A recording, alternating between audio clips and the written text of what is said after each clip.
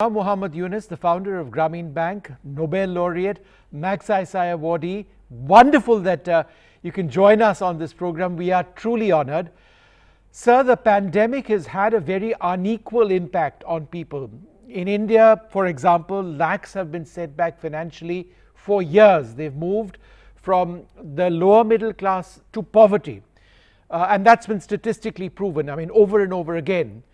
How do we manage this situation now? How should we be responding to the impact of the pandemic on poor people? Well, thank you. Thank you very much for inviting me and raising this very fundamental question during this pandemic period.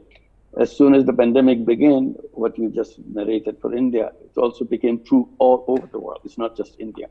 Because the economic setup that we have, the system that we have globally, follows the same system. Bulk of the population is near the bottom of the pyramid, the bottom of the income level of all countries.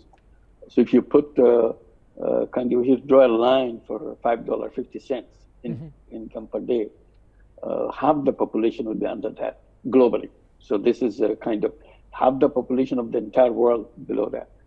And then if a pandemic comes, these people are pushed further down. And those who barely crossed the poverty line before the pandemic, we're all excited, improvement is happening and the poverty is improving. Only just around that poverty line, slightly above. Then the wind came and pushed us all back under that poverty line. That's the description that you gave. So we have to look at the system itself, why it happens, why all the people have to live close to that line, everybody. Like if half the population is under $5.50, if you add another $5.50, probably 75% of the population of the entire world is in there. Why is that? Where is the wealth? Where is the income? It's way above, somewhere else. So why this distance between the wealth and the income and the people? Who created this machine, which separates out, segregates people from the wealth? So we need a different kind of machine to build them together, to bring it together so that people and the wealth live together. So this pandemic raises this question. We have to redesign things in a way. So how to address this right away? Rangde is doing one part, this important part, in a small way, is a kind of initiative to demonstrate that it can be done, offering credit, financing. And financing is so important for people to survive, people to discover the entrepreneurship. When we talk about education, behind that is a very powerful thing, is entrepreneurship. So entrepreneurship and education, when you combine, you don't need anybody else. All you need, finance has to be there so that you can bring this together. And the world can be made by people, by themselves. So this is the missing piece of the entire system. The financial system is mess. It's never addressed the people below that level that we are talking, $5.50 people. That's not the education, banking system is all about. So we have to redesign banking system to create a banking system which addresses that, provides that, and that's what the initiative is having right now. So I think Pranoy had a question to you as well. Mohammad Yunus, thank you very much for joining us. Good to see you. So many small businesses have been destroyed or received a really huge blow. So many children have lost their education, have seen their education disrupted.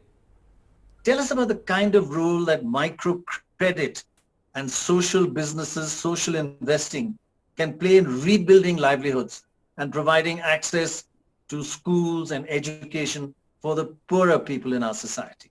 Yeah. So even before pandemic, in a normal day, still there, it's same problem, but in pandemic, it gets condensed. It becomes very, very big, unbearable. But what we did, we tried to bring finance to the poor people. That's what the microcredit was created.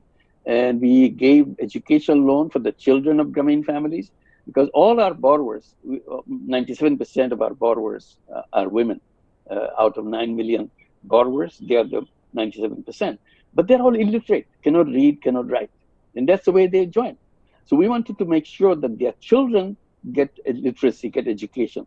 So we introduced right from the beginning with the Grameen Bank education loan. If you can cross the primary school, you'll be financed to go to the high school. And if you cross the high school, you'll be financed to go to the college, university, and so on. So we have created lots of graduates, lots of master's degrees, lots of PhDs out of the totally illiterate families coming from the poor families, just by providing the financing system into it. In order to make it more strong and sustainable, we created an organization called Grameen Shikha, exclusively paying attention to the children of poor families, provide them the financing. And we tried all kinds of financing. Rang Day is coming with this interest-free loan. We have interest-free loans. We have donations. We have taken money from people who want to help sponsor these children. So you sponsor the children and give an X amount of money, and we manage your money to see that that child goes into education. And that child not only goes into education, in many cases, they are going to the college, university, and doing wonderful work, master's degrees, some even doing their PhDs, just because the finance was available. So we have varieties of our programs addressing all kinds of people, all through the financing.